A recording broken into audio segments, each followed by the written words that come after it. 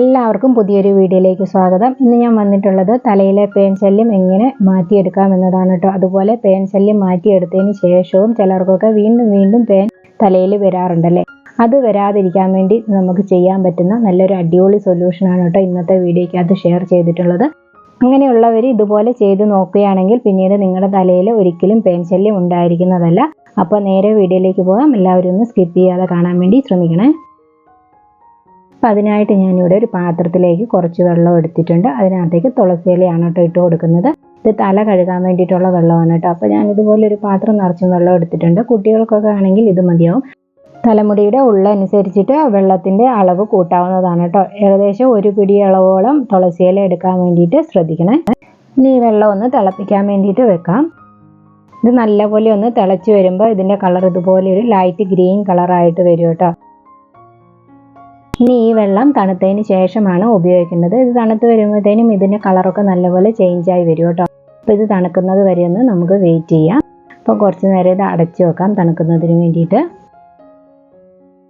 ഇതിപ്പോൾ നല്ലപോലെ കളറൊക്കെ മാറി നല്ലപോലെ തണുത്ത് വന്നിട്ടുണ്ട് കേട്ടോ. അപ്പോൾ ഇത് നമ്മൾ അപ്ലൈ ചെയ്യുന്നതിന് മുമ്പ് നിങ്ങളുടെ തലയിൽ പേനോ ഈരോ ഒക്കെ ഉണ്ടെങ്കിൽ അതൊക്കെ ഒരു ചീപ്പ് വെച്ചിട്ട് ഈരി എടുക്കാവുന്ന പരമാവധി എടുത്തു മാറ്റുക. അതിനുശേഷം നമ്മൾ സാധാരണ ഹെയർ വാഷ് ചെയ്യുന്ന പോലെ വാഷ് ചെയ്ത് കൊടുക്കുക.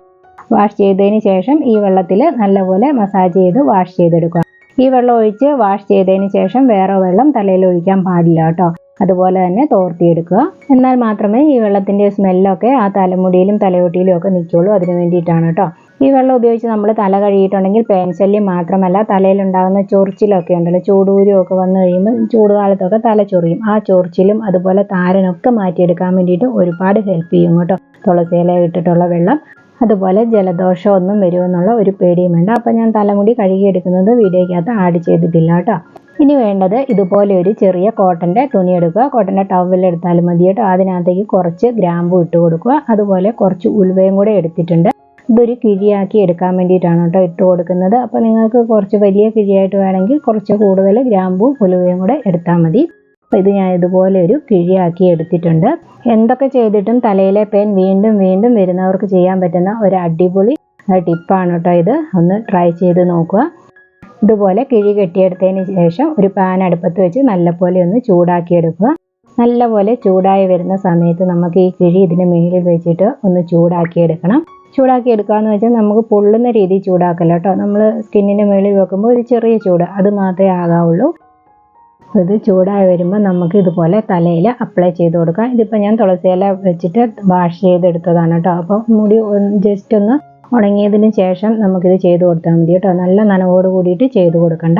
എന്നാൽ ചെറിയൊരു ഈർപ്പം തലയിൽ നിൽക്കുകയും വേണം. ആ ഒരു ടൈമിൽ നമുക്കിത് ഇതുപോലെ അപ്ലൈ ചെയ്ത് കൊടുക്കാം കേട്ടോ. അപ്പോൾ ചെറിയ ചൂടോട് കൂടിയിട്ട് നമുക്കിത് തലയിലേക്ക് ഇതുപോലെ നമുക്ക് ഒഴിഞ്ഞു കൊടുക്കാം. അപ്പോൾ ഇതിനുകൊണ്ട് നമുക്ക് ഒരുപാട് ഗുണങ്ങളുണ്ട്. ഒന്ന്, ഇതിൻ്റെ ഒരു സ്മെല്ലൊക്കെ ഉള്ളത് കൊണ്ട് തന്നെ ഈ പേനും ഒക്കെ നശിച്ചു പോകാൻ വേണ്ടിയിട്ട് ഒരുപാട് ഹെൽപ്പ് ചെയ്യും. അതുപോലെ നല്ലപോലെ നമുക്ക് തലയിൽ രക്തയോട്ടം ഉണ്ടാകാൻ വേണ്ടിയിട്ട് ഹെൽപ്പ് ചെയ്യുന്നതാണ് കേട്ടോ.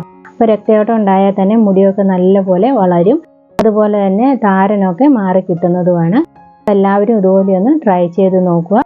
ഒരുപാട് സാധനങ്ങളൊന്നും വേണ്ടല്ലോ, വീട്ടിലുള്ള 1-2 ഇൻഗ്രീഡിയൻസ് മാത്രം മതി. ഈ കിഴിയുടെ ചൂട് പോകുമ്പോൾ വീണ്ടും നമ്മൾ ചൂടാക്കിയിട്ട് വേണം ഇതുപോലെ ചെയ്ത് കൊടുക്കാൻ.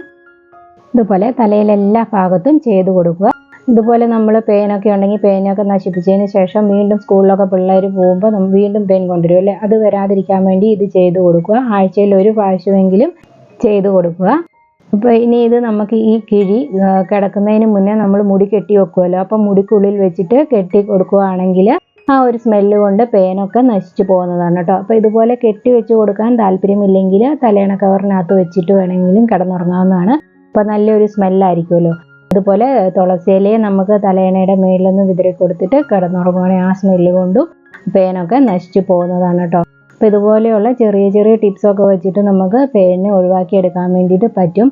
അതുപോലെ എപ്പോഴും കെമിക്കലൊന്നും ഉപയോഗിച്ച് നമുക്ക് തലയിലൊന്നും അപ്ലൈ ചെയ്യുന്നത് നല്ലതല്ലല്ലോ. അപ്പോൾ ഇതുപോലെയൊക്കെ ഒന്ന് ട്രൈ ചെയ്ത് നോക്കുക. അപ്പോൾ ഇന്നത്തെ ടിപ്സ് നിങ്ങൾക്ക് ഉപകാരപ്രദമായിട്ടുണ്ടെങ്കിൽ വീഡിയോയ്ക്ക് ഒരു ലൈക്ക് തരാനും അതുപോലെ ഷെയർ ചെയ്ത് സപ്പോർട്ട് ചെയ്യാനും മറക്കരുത്. അപ്പോൾ അടുത്ത നല്ലൊരു വീഡിയോയുമായി വരുന്നത് വരെ thanks for watching. Take care. By.